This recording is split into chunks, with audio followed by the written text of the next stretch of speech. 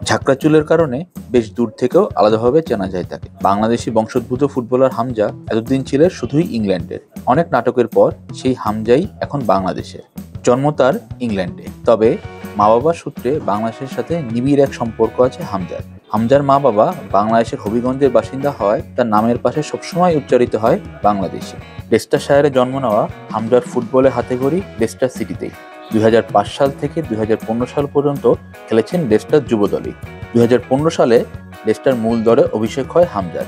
এরপর বেশ কয়েক ক্লাব ঘুরে আবার সেই লেস্টারেই ফিরেছেন হামজা। ক্লাব ফুটবলের পাশাপাশি ইংল্যান্ড জাতীয় দলে খেলার পথেও অনেকটাই এগিয়ে গিয়েছিলেন হামজা। ২ বছর প্রতিনিধিত্ব করেছেন ইংল্যান্ডের অনূর্ধ্ব ২১ দলকেও।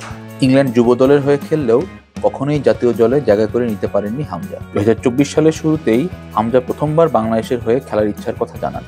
তখন থেকেই মূলত তাকে নিয়ে বেশ হইচই পড়ে যায় বাংলাদেশের ফুটবল অঙ্গনে। তবে ইংল্যান্ড থেকে বাংলাদেশ হামজার এই যাত্রাটা একেবারেই সহজ ছিল না। ২০২৪ সালের পুরোটা জুড়েই ফিফার সাথে এই বিষয়ে লড়াই করেছেন হামজা।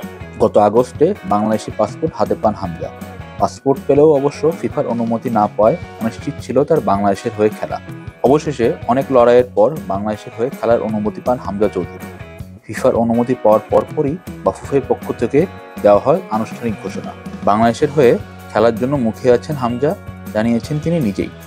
আগামী বছর ভারতের বিপক্ষে ম্যাচ দিয়েই জাতীয় দলের হয়ে অভিষেক হতে পারে তার। হামজা কি পারবেন বাংলাদেশের ফুটবলকে বদলে দিতে?